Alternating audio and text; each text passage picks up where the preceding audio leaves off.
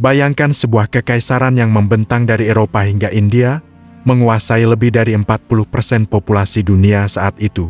Tapi ada yang aneh. Mereka melakukannya tanpa angkatan laut yang dominan atau konsep perbatasan negara seperti yang kita kenal sekarang. Bagaimana bisa? Ini adalah kisah jenius Kekaisaran Persia, sebuah imperium darat yang mengubah cara dunia bekerja.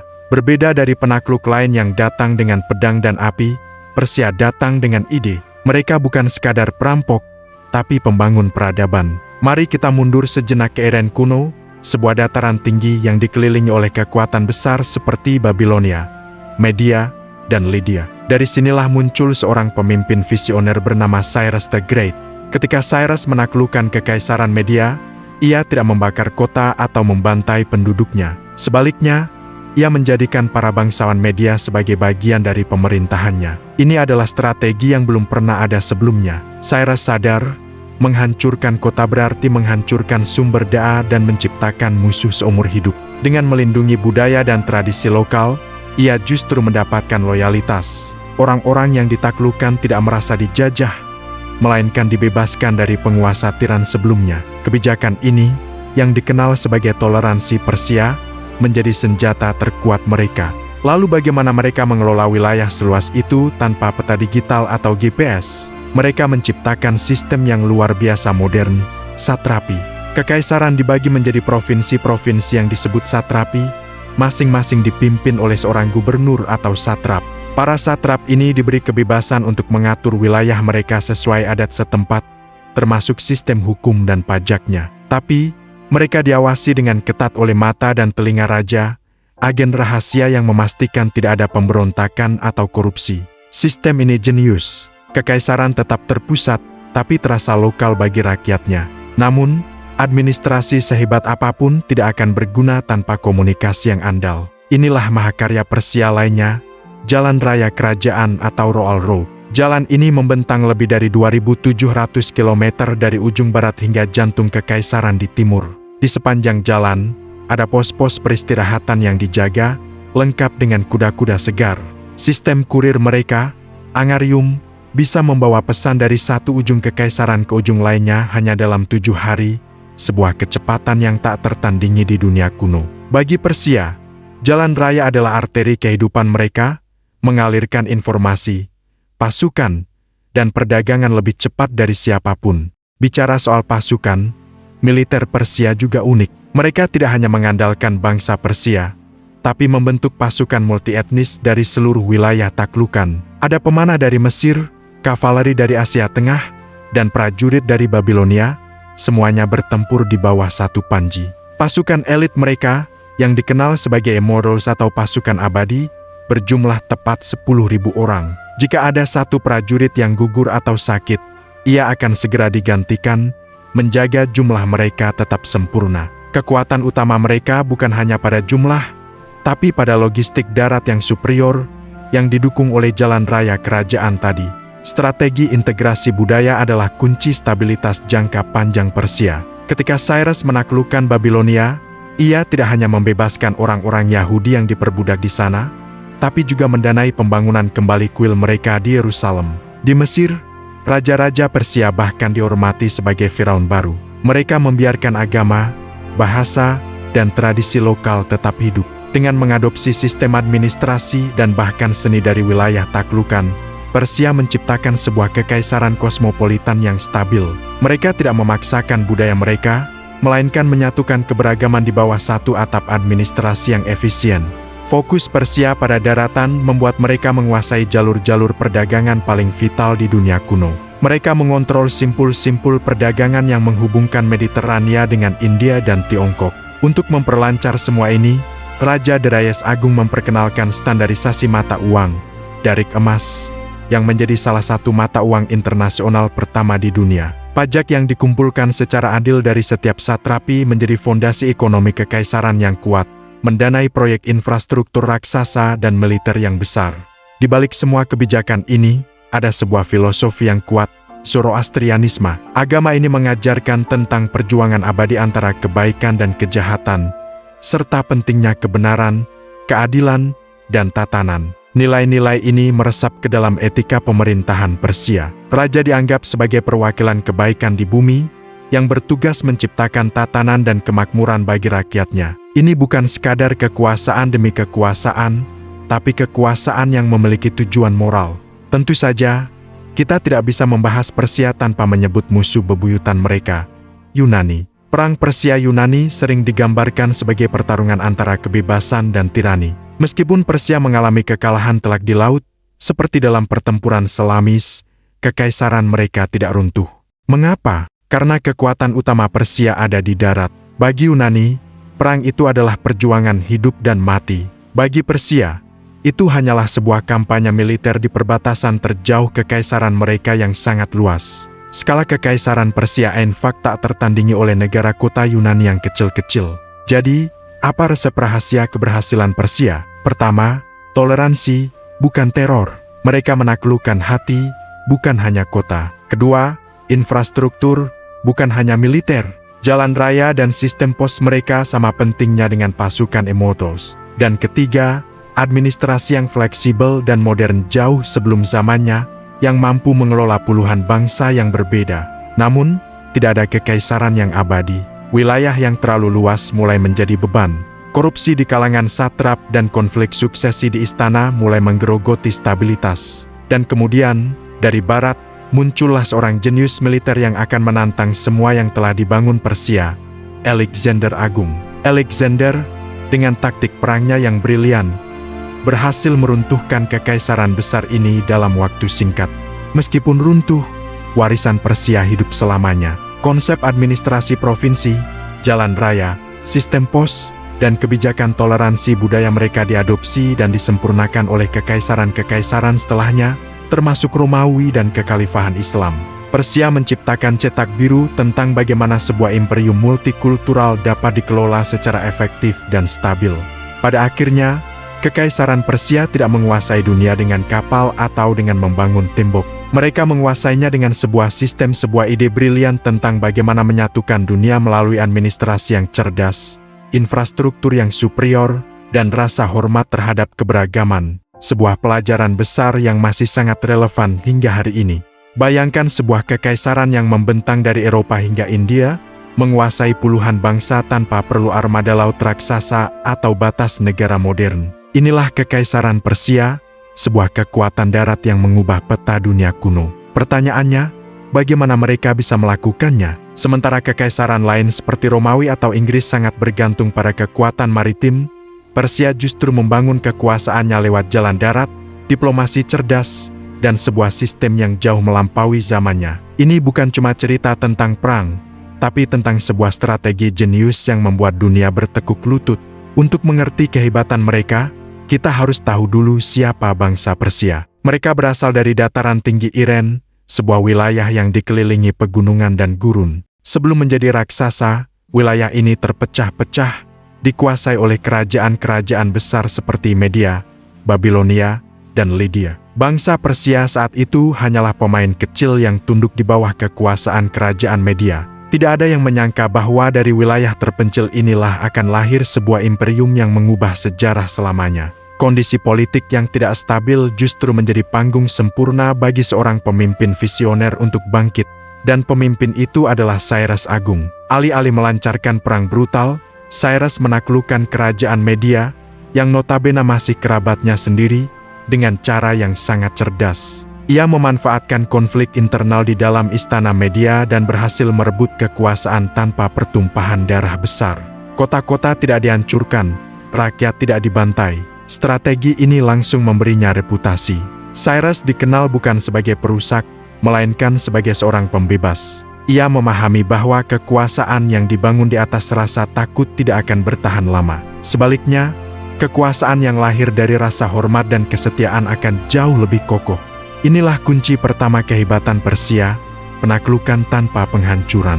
Saat menaklukkan Babilonia, Cyrus tidak membakar kuil-kuil mereka atau memaksa rakyatnya menyembah dewa Persia. Sebaliknya, ia justru membebaskan orang-orang Yahudi yang ditawan di sana dan mengizinkan mereka kembali ke tanah airnya sambil membangun kembali kuil mereka. Kebijakan ini sangat radikal pada masanya. Dengan melindungi budaya dan agama lokal, Persia tidak menciptakan musuh di wilayah baru. mereka justru mendapatkan loyalitas dari rakyat yang ditaklukkan. Rakyat melihat Persia bukan sebagai penjajah, melainkan sebagai pelindung yang membawa stabilitas dan ketertiban. Kesetiaan ini menjadi senjata paling ampuh bagi Persia. Lalu bagaimana mereka mengelola wilayah seluas itu tanpa peta digital atau GPS? Jawabannya adalah sistem administrasi yang revolusioner. Kekaisaran dibagi menjadi provinsi-provinsi yang disebut satrapi. Setiap satrapi dipimpin oleh seorang gubernur atau satrap, yang biasanya berasal dari kalangan bangsawan lokal. Ini adalah langkah cerdas untuk memastikan pemerintahan berjalan sesuai dengan adat dan kebiasaan setempat. Namun, untuk mencegah pemberontakan, setiap satrap diawasi ketat oleh mata-mata kaisar yang dikenal sebagai mata dan telinga raja. Sistem pajak juga fleksibel, disesuaikan dengan kemampuan ekonomi setiap wilayah. Ada wilayah yang membayar pajak dengan emas, ada yang dengan kuda, gandum, atau barang lainnya. Sistem ini memastikan kas negara selalu terisi tanpa mencekik rakyat. Jika administrasi adalah otaknya, maka infrastruktur adalah tulang punggungnya. Persia membangun jaringan jalan raya yang luar biasa. Yang paling terkenal adalah Jalan Raya Kerajaan atau Royal Road. Jalan ini membentang lebih dari 2.700 km dari Susa di Persia hingga Sardis di dekat pantai Aegea. Di sepanjang jalan, didirikan pos-pos peristirahatan yang dijaga tentara dan dilengkapi kuda-kuda segar. Berkat sistem ini, seorang kurir bisa membawa pesan dari satu ujung kekaisaran ke ujung lainnya hanya dalam waktu 7 hari. Sebuah kecepatan yang tak tertandingi di dunia kuno. Sejarawan Yunani, Herodotus, bahkan berkata, tidak ada yang lebih cepat dari kurir Persia. Komunikasi super cepat inilah yang memungkinkan kaisar mengontrol wilayahnya yang luas secara efektif, semua tanpa perlu kapal. Tentu saja, semua ini tidak akan berarti tanpa kekuatan militer yang tangguh. Tentara Persia adalah cerminan dari kekaisarannya, multietnis. Pasukan direkrut dari berbagai bangsa yang ditaklukkan, mulai dari Mesir, Babilonia, hingga India. Namun, kekuatan intinya adalah pasukan elit asli Persia yang dikenal sebagai Emoros atau pasukan abadi. Disebut demikian karena jumlah mereka selalu dijaga tepat 10.000. Jika ada satu prajurit yang gugur atau sakit, ia akan langsung digantikan oleh prajurit baru. Yang membuat militer Persia benar-benar unggul adalah logistik daratnya. Berkat jaringan jalan raya dan sistem administrasi yang rapi, mereka bisa menggerakkan pasukan besar beserta perbekalannya melintasi benua dengan efisiensi yang menakjubkan. Namun, kekuatan terbesar Persia mungkin bukanlah pedang atau tombak, melainkan strategi integrasi budayanya. Para kaisar Persia sadar bahwa memaksa semua orang menjadi Persia adalah resep bencana. Sebaliknya, mereka membiarkan setiap bangsa menjalankan agamanya, menggunakan bahasanya, dan mengikuti tradisinya sendiri. Mereka bahkan sering mengadopsi sistem administrasi yang sudah ada di wilayah taklukan, seperti di Mesir dan Babilonia. Bukannya menghapus sejarah lokal, mereka justru menjadi bagian dari sejarah itu. Pendekatan ini menciptakan stabilitas jangka panjang. Rakyat merasa menjadi bagian dari sebuah kekaisaran besar tanpa harus kehilangan identitas mereka. Ini adalah bentuk soft power yang sangat efektif. Jadi, sementara bangsa Yunani dan Fenisia menguasai lautan, Persia fokus pada daratan. Mereka mengontrol jalur-jalur perdagangan utama yang menghubungkan Asia, Afrika, dan Eropa. Dengan menguasai simpul-simpul perdagangan darat, mereka mengendalikan aliran kekayaan di seluruh dunia kuno. Dari pegunungan Anatolia hingga lembah sungai Indus, semuanya berada di bawah kendali Persia. Mereka membuktikan bahwa untuk menjadi penguasa dunia, kau tidak harus menguasai lautan, kau hanya perlu menguasai jalurnya. Untuk memperlancar semua ini, Persia memperkenalkan salah satu inovasi terpenting dalam sejarah ekonomi, standarisasi mata uang. Kaisar Darius Agung menciptakan koin emas yang disebut darik dan koin perak yang disebut siglos. Koin-koin ini memiliki kadar kemurnian yang terjamin dan diterima di seluruh wilayah kekaisaran. Ini memudahkan perdagangan lintas wilayah dan membuat sistem pajak menjadi jauh lebih efisien. Pajak yang terkumpul dari seluruh penjuru kekaisaran inilah yang menjadi fondasi untuk membiayai proyek infrastruktur raksasa, militer yang kuat, dan birokrasi yang kompleks. Di balik semua kebijakan praktis ini, ada sebuah filosofi yang mendasarinya, agama Zoroastrianisme. Agama kuno Persia ini mengajarkan tentang perjuangan abadi antara kebaikan Ahura Mazda dan kejahatan Ahriman. Konsep ini menanamkan nilai-nilai kebenaran, keadilan, dan ketertiban dalam etika pemerintahan Persia. Para kaisar melihat diri mereka sebagai perwakilan Ahura Mazda di bumi, yang bertugas menciptakan tatanan dan kemakmuran bagi semua bangsa di bawah naungan mereka. Inilah yang membedakan mereka dari para penakluk lalim yang hanya mengejar kekuasaan demi kekuasaan. Tentu saja, sejarah Persia tidak lepas dari konflik ikoniknya dengan bangsa Yunani. Dalam Perang Persia-Yunani, kita sering mendengar tentang kemenangan heroik Yunani di Meresan atau Salamis. Namun, kita sering lupa satu hal, bahkan setelah kekalahan di laut, Kekaisaran Persia tetap berdiri kokoh selama lebih dari 1,5 abad. Mengapa? Karena kekalahan di satu front kecil tidak mampu menggoyahkan sebuah sistem raksasa yang membentang di 3 benua. Skala Kekaisaran Persia begitu luas sehingga konflik dengan negara kota Yunani, meskipun penting, hanyalah gangguan kecil di perbatasan barat mereka. Jadi, jika kita rangkum, faktor keberhasilan Persia terletak pada 3 pilar utama. Pertama, toleransi, bukan teror. Mereka membangun loyalitas melalui rasa hormat, bukan rasa takut. Kedua, infrastruktur, bukan hanya militer. Mereka sadar bahwa jalan dan komunikasi sama pentingnya dengan tentara. Ketiga, administrasi modern sebelum zamannya. Sistem satrapi, pajak yang adil, dan pengawasan terpusat adalah resep stabilitas yang luar biasa. Namun, seperti semua kekaisaran besar, Persia pun akhirnya mengalami kemunduran. Wilayah yang terlalu luas menjadi sulit dikendalikan, korupsi mulai merajalela di kalangan para satrap, dan konflik internal di istana melemahkan kekuasaan pusat. Dan akhirnya, muncullah seorang jenius militer dari Makedonia, Alexander Agung. Dengan taktik perang yang brilian, Alexander berhasil meruntuhkan kekaisaran yang telah berkuasa selama 2 abad.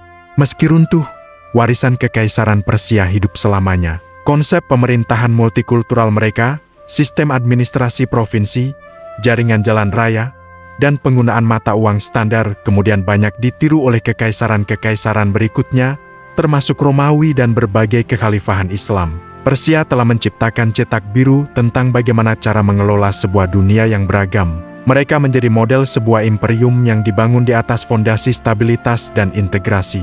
Pada akhirnya, kisah Persia mengajarkan kita sebuah pelajaran penting. Mereka berhasil menguasai dunia kuno bukan dengan kapal atau dengan memaksakan satu budaya, melainkan dengan sebuah sistem yang cerdas dan manusiawi. Mereka membangun kekuasaan yang bertahan bukan melalui penindasan, melainkan dengan menciptakan stabilitas dan kemakmuran bersama. Sebuah pelajaran besar tentang kekuatan ide dan administrasi, yang relevansinya masih terasa hingga dunia modern saat ini.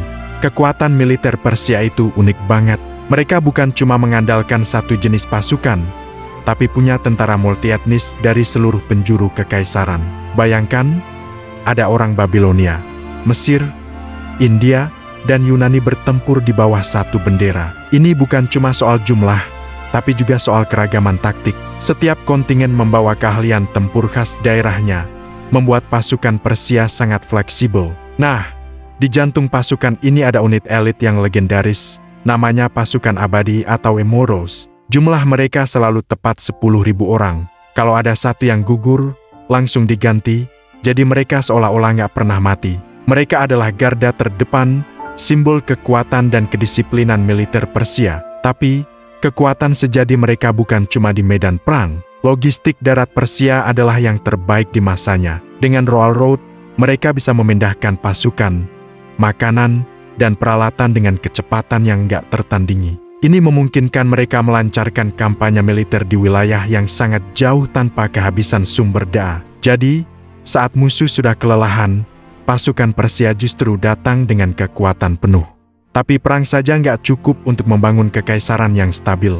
Orang Persia tahu betul soal ini. Itulah kenapa strategi utama mereka adalah integrasi budaya, bukan penindasan. Saat menaklukkan suatu wilayah, mereka nggak memaksakan dewa atau tradisi mereka. Sebaliknya, mereka mengizinkan penduduk lokal untuk tetap menyembah dewa mereka, menggunakan bahasa mereka, dan menjalankan tradisi mereka. Cyrus the Great bahkan membebaskan orang-orang Yahudi dari Babilonia dan mengizinkan mereka kembali ke Yerusalem untuk membangun kembali kuil mereka. Kebijakan ini sangat cerdas. Dengan menghormati budaya lokal, Persia mendapatkan loyalitas dari rakyat taklukan. Mereka tidak merasa dijajah, tapi menjadi bagian dari sebuah kekaisaran besar yang melindungi mereka. Persia juga nggak ragu mengadopsi sistem administrasi yang sudah ada di wilayah taklukan, seperti di Mesir atau Babilonia. Mereka mengambil yang terbaik, menyempurnakannya, dan menjadikannya bagian dari sistem kekaisaran. Hasilnya, stabilitas jangka panjang. Rakyat tidak memberontak karena hidup mereka justru lebih baik dan aman di bawah Persia. Kalau kita lihat peta kekaisaran Persia, satu hal yang menonjol adalah kekuasaan mereka yang dominan di darat. Berbeda dengan Yunani atau Romawi yang sangat bergantung pada angkatan laut, Persia adalah raksasa daratan. Fokus utama mereka adalah menguasai jalur darat dan sungai yang strategis.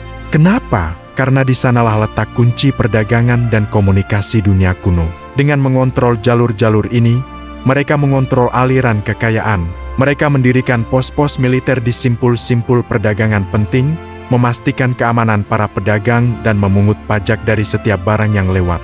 Kekuasaan mereka membentang dari Asia Barat, mencakup seluruh bulan sabit subur, hingga ke perbatasan India di Asia Tengah dan Mesir di Afrika. Mereka nggak butuh armada besar untuk menguasai dunia kuno, karena dunia yang mereka kuasai terhubung oleh jalan, bukan lautan. Tentu, mereka punya angkatan laut, terutama setelah menaklukkan Fenisia dan Mesir yang punya tradisi maritim kuat. Tapi, kekuatan laut itu lebih bersifat pendukung, bukan tulang punggung kekaisaran. Fondasi kekuasaan mereka tetap di darat. Ekonomi menjadi mesin penggerak kekaisaran ini. Dengan wilayah yang begitu luas, Persia menjadi pusat perdagangan global pada masanya. Barang-barang dari India, Tiongkok, Afrika, dan Eropa semuanya bertemu di dalam wilayah Persia. Royal Road bukan cuma untuk kurir dan tentara, tapi juga untuk kafilah dagang yang membawa rempah-rempah, sutra, logam mulia, dan berbagai komoditas lainnya. Untuk mempermudah transaksi, Kaisar Darius melakukan reformasi ekonomi besar-besaran. Dia memperkenalkan sistem mata uang standar, yaitu koin emas darik dan koin Praxiglos. Ini adalah salah satu mata uang internasional pertama di dunia. Dengan mata uang standar, perdagangan menjadi lebih mudah, efisien, dan bisa diandalkan. Tapi, sumber pendapatan utama kekaisaran tentu saja adalah pajak. Setiap satrapi atau provinsi diwajibkan membayar upeti tahunan ke pusat pemerintahan. Uniknya, sistem pajaknya fleksibel. Wilayah yang kaya hasil pertanian membayar dengan gandum, sementara wilayah yang kaya logam membayar dengan emas atau perak. Sistem yang adil dan terorganisir ini memastikan pundi-pundi kekaisaran selalu terisi, membiayai proyek-proyek infrastruktur raksasa, militer yang kuat, dan gaya hidup mewah para bangsawan. Terima kasih sudah menonton. Jangan lupa subscribe untuk konten sejarah menarik lainnya. Sampai jumpa di video berikutnya.